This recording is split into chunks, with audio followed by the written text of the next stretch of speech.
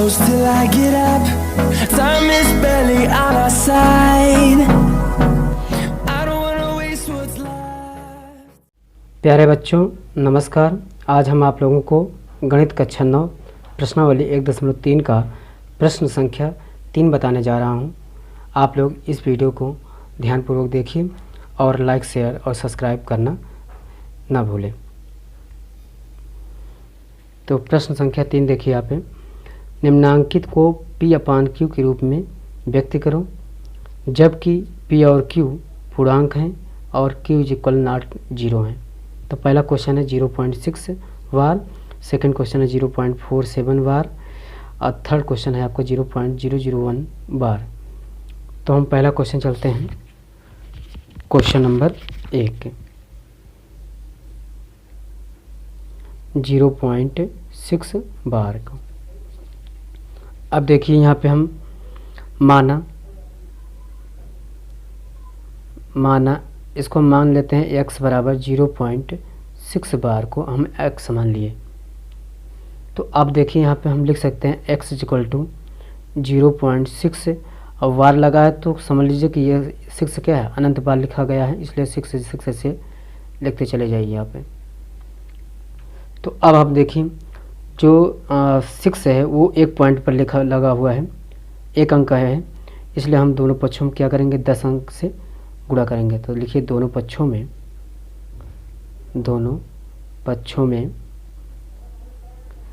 10 से गुणा करने पर,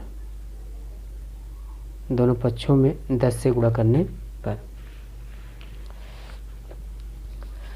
तो क्या हो जाएगा आपका, ये आपका 10x हो जाएगा, ये आपका हो जाएगा क्या 10 गुणते 0.666 इस तरह से अनंत तक का। तो 10x = लिख सकते हैं हम। अब देखिए 10 से जब मल्टीप्लाई करेंगे तो एक 6 बाहर आ जाएगा, पॉइंट में पूर्णांक बन जाएगा, तो इसका मतलब क्या होगा 6.6666 इस तरह से। तो अब हम देखिए पूर्णांक को अलग कर लेते हैं, पूर्णांक को क्या करेंगे अलग कर लेते हैं और दशमलव संख्या को अलग कर लेते हैं। तो लिख सकते हैं यहाँ पे 6 पॉइंट, अब जब पॉइंट को अलग कर लिए तो इसके स्थान पे क्या लिख देंगे 0.666 इस तरह से डैश डैश। तो 10x = 6 प्लस, अब देखिए यहाँ पर हमने इसको इक्वेशन नंबर हमने 1 मान रखा है, इक्वेशन नंबर 1। तो यहाँ पे लिख दीजिए समीकरण नंबर 1 से।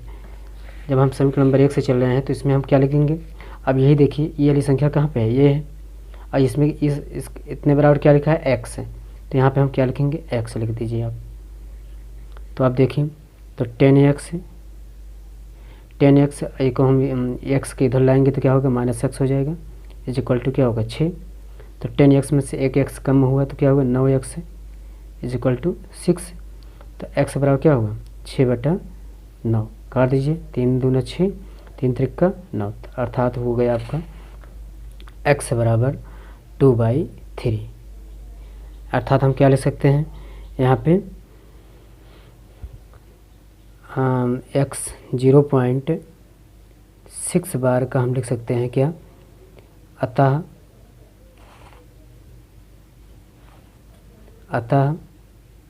0.6 बार लिख सकते हैं 2/3। तो अब यहाँ पे देखिए, अब हम अगला क्वेश्चन चलते हैं। अब क्वेश्चन नंबर 2 देखिए, तीसरा का सेकंड भाग क्या है 0.47 बार। तो हमने मान लिया, फिर इसको x बराबर माना, x बराबर लिख सकते हैं 0.47 बार, अर्थात x = क्या लिखेंगे 0.4 और 7 का अनंत बार है तो लिख लीजिए 7 इस तरह से अनंत तक का। तो अब देखिए यहाँ पे क्या है, एक अंक की पुनरावृत्ति हो रही है, यहाँ लिख सकते हो चूँकि एक अंक की पुनरावृत्ति हो रही है, एक अंक की पुनरावृत्ति हो रही है, तो इसका मतलब क्या होगा दोनों पक्षों में, इसलिए दोनों पक्षों में दोनों पक्षों में 10 से गुणा करने पर 10 से गुणा करने पर जब हम 10 से गुणा करेंगे तो क्या हो जाएगा, ये 10x equal to 10 into 0.477777 dash dash. इसको हम क्वेश्चन नंबर 1 नाम दे देते हैं। आप देखिए तो इसको 10x इक्वल टू क्या लिखेंगे हम, और जब हम 10 से मल्टीप्लाई करेंगे तो 4 वाली संख्या पूर्णांक होकर बाहर निकल आएगी, तो क्या हो जाएगी आपका, तो इसको हम लिख सकते हैं 4.7777 इस तरह से डैश डैश। तो अब देखिए तो 10x इक्वल टू लिखते हैं। अब आप यहाँ पे देखिए कि जो 4.77 लिखा हुआ है, अब हमको क्या चाहिए इसमें, अब यहाँ पे देखिए आपको इसका 2 खंड करना है। आप उस खंड को कैसे कर सकते हैं, देखिए यहाँ पे हम एक रफ्तार दिखा देते हैं आपको। जैसे देखिए 4.777 इस तरह डैश डैश लिखा हुआ है। अगर हम इसको इस संख्या से घटा दें, ये संख्या क्वेश्चन नंबर 1 वाला, तो निकाल लीजिए आप 0.4777 इस तरह से, तो घटा दें क्या आ जाएगा 0 0 0 7 में 4 गेंद 3, ये आपका क्या बचा 4, तो 4.3 क्या है आपका 4.3। तो इसका मतलब हुआ कि आपको हम इसको क्या लिख सकते हैं 4.3 और प्लस आप उसको फिर लिख दीजिए 0.4777 इस तरह डैश डैश, समझे ना। तो अब हम लिख सकते हैं 10x इक्वल टू, तो यहाँ लिखिए 4.3 प्लस ये समीकरण नंबर 1 से, समीकरण नंबर 1 से, तो समीकरण नंबर 1 से क्या हो जाएगा आपको, ये इतने को क्या माने हो आप x माने हो, तो यहाँ पे x लिख दीजिए आप। तो लिखिए 10x minus x is equal to 4.3, तो 9x इज इक्वल टू क्या हो जाएगा 4.3, तो x इज इक्वल टू क्या होगा 4.3/9। इसको जब सॉल्व करेंगे तो क्या हो जाएगा आपका 43/90। तो ये होता आपका x की वैल्यू क्या होगा 43/90, अर्थात अतः लिख लीजिए, अतः x इज इक्वल टू, अतः 0.47 बार का वैल्यू क्या होगा 43/90। एक बार फिर से देख लीजिए आप। तो यहाँ पे हमने मान लिया x बराबर 0.47 बार को x मान लिया, और उसके बाद हम 7 को विस्तार कर दिए। तो चूँकि अब देखिए यहाँ पे एक अंक की पुनरावृत्ति हो रही है, इसलिए दोनों पक्षों में 10 से गुणा कर दिए हमने, तो 10x कर दिए, तो 10 गुणते इतना हुआ आपका। तो जब मल्टीप्लाई किए तो 4 अंक वाला अंक बाहर आ गया पूर्णांक। अब यहाँ पे देखिए इसको 2 खंड करने हैं। 2 खंड करने के लिए हमने बताया कि इसी संख्या में से आप समीकरण नंबर 1 वाली संख्या घटा लीजिए, जो आएगा 4.3 आया वो प्लस और जो पहली वाली संख्या है उसको लिख लीजिए आप। तो आप देखिए 10x 4.3 प्लस इसको, ये समीकरण क्या है 1 है, x रख दिया हमने समीकरण में 1 से। तो आप देखिए 10x, अब इसको x को पक्षांतर कर लिया, 10x minus x is equal to 4.3, तो 9x इज इक्वल 4.3, तो x बराबर क्या हुआ आपका 4.3/9 अर्थात 43/90। तो x बराबर क्या है 43, अतः 0.47 का क्या हुआ आपका दशमलव प्रसार आपका ये हुआ आपका 43/90। अब प्रश्न संख्या 3 का तीसरा भाग देखिए। 3 का तीसरा भाग क्या लिखा हुआ है 0.001 सब के ऊपर बार लगा हुआ है। तो अब देखिए यहाँ पे माना हमने x बराबर 0.001 बार, तो x बराबर क्या लिख सकते हैं हम, अब यहाँ पे अलग अलग करके लिख सकते हैं क्या। तो देखिए आप 0.001 फिर 0.001 फिर 0.001 इस तरह से अनंत तक का। तो अब आप देखिए यहाँ पे देखिए कई अंक की पुनरावृत्ति हो रही है 3 अंक के। तो यहाँ लिखिए चूँकि 3 अंक की पुनरावृत्ति, 3 अंक की पुनरावृत्ति है, 3 अंक की पुनरावृत्ति है, इसलिए हम क्या करेंगे 1000 से मल्टीप्लाई करेंगे। तो यहाँ पे लिखें दोनों पक्षों में 1000 से गुणा करने पर, जब 1000 से मल्टीप्लाई करेंगे तो क्या होगा, ये हो जाएगा आपका 1000x इज इक्वल टू 1000 गुणते 0.001 001 इस तरह से डैश डैश। अब यहाँ पे देखिए तो 1000x इज इक्वल टू हो जाएगा आपका, अब यहाँ पे इसको हम जब गुणा करेंगे तो क्या हो जाएगा 1 दशमलव हो जाएगा, अर्थात क्या हो जाएगा 1.001 इस तरह से। तो इसको लिख लीजिए आप 1000x, अब इसके पूर्णांक को अलग कर लीजिए तो 1 प्लस 0.001 इस तरह से डैश डैश।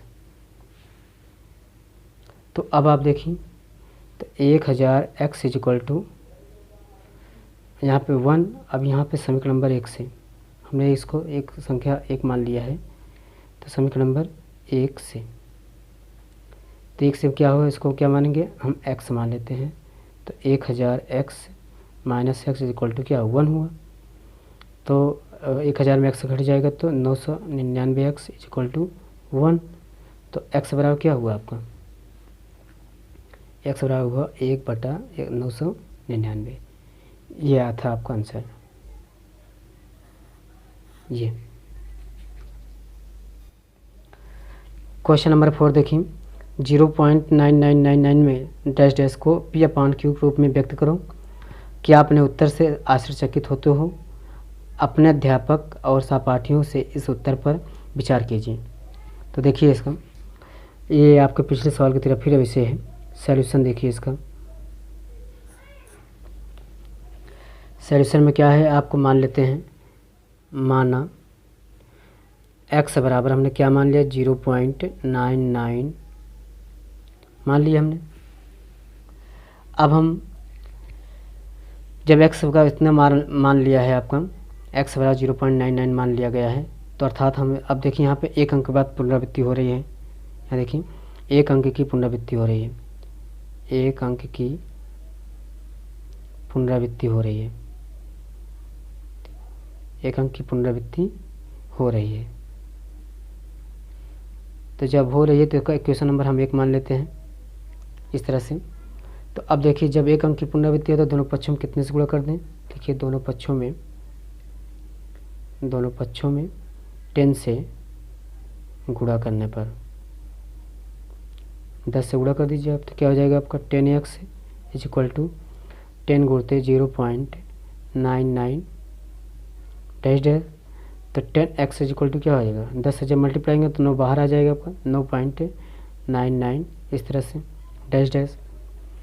अब हम 10x, अब पूर्णांक को अलग कर लेते हैं, तो पूर्णांक क्या है 9 को अलग कर लिया, दशमलव संख्या को अलग कर लिए हैं, ये चीज़ हुआ आपका डैश डैश। तो 10x इज इक्वल टू क्या हो जाएगा 9 प्लस, इसको हमने समीकरण नंबर 1 नाम में दिया है, तो समीकरण नंबर 1 से देख लेते हैं तो क्या होगा, इसकी वैल्यू क्या है आपका x माने हो, तो 10x minus x is equal to क्या हो 9 हुआ। तो 9x बराबर क्या हुआ 9, अर्थात x बराबर क्या हुआ 9/9 कट गया, तो आपको x बराबर क्या हुआ 1 आ गया। तो अब देखिए कह रहा है इसमें फिर आश्चर्यचकित होते हुए भी अपने अध्यापक और सहपाठियों के इस उत्तर से विचार करना है। तो क्या आप इस उत्तर से आश्चर्यचकित हैं, तो लिख लीजिए हाँ, हम अपने उत्तर से आश्चर्यचकित हैं। तो यहाँ पर लिख सकते हो हाँ हम अपने उत्तर से आश्चर्यचकित हैं, या उत्तर सार्थक है। तो इसको लिख दीजिए आप यहाँ पे शॉर्टकट में, हाँ हम अपने उत्तर से आश्चर्यचकित हैं,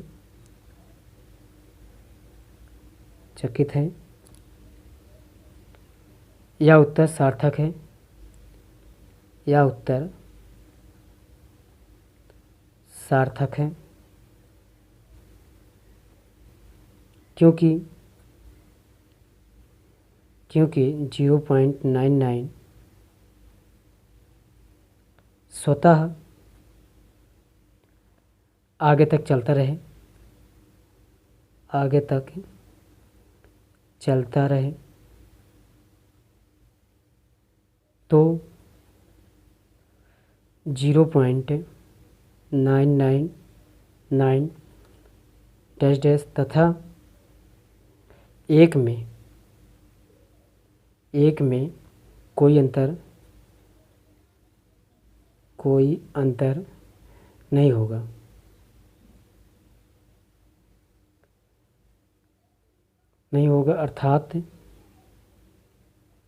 अर्थात दोनों समान होंगे।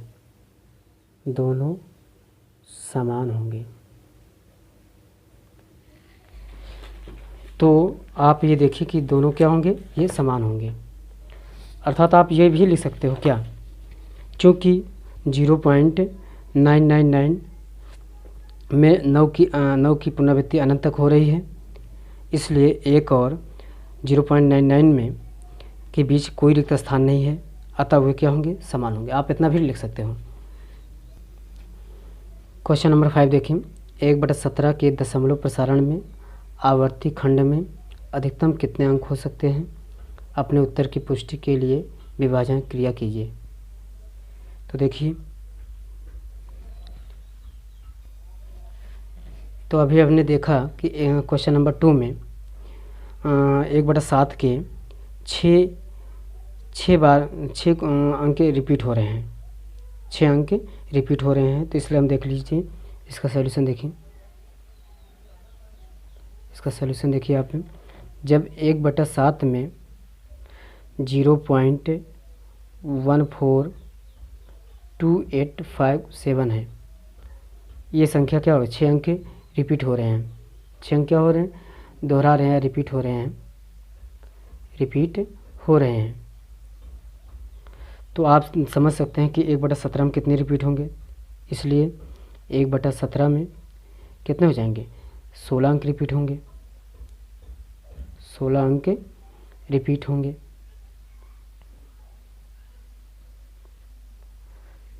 तो अब देखिए यहाँ पे हम लिख सकते हैं क्या, 1/17 के दशमलव प्रसार में अंकों पुनरावृत्ति खंड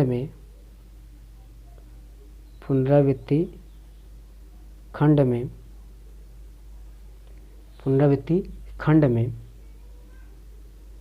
अंकों की अधिकतम संख्या